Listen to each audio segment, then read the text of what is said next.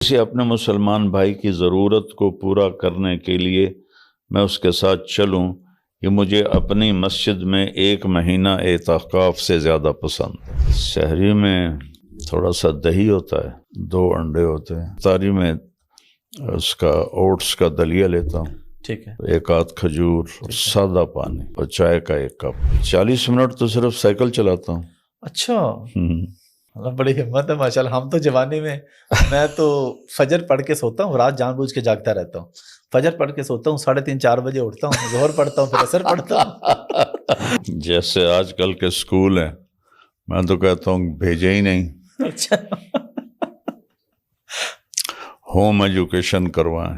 پر آج کل کے اسکول جو صرف کاروباری ادارے ہیں، صرف کاروباری، یہ کوئی چھوٹے ظالم نہیں ہیں، یہ بہت بڑے ظالم ہیں۔ یوسف میاں کا پہلا بیٹا سلمان جی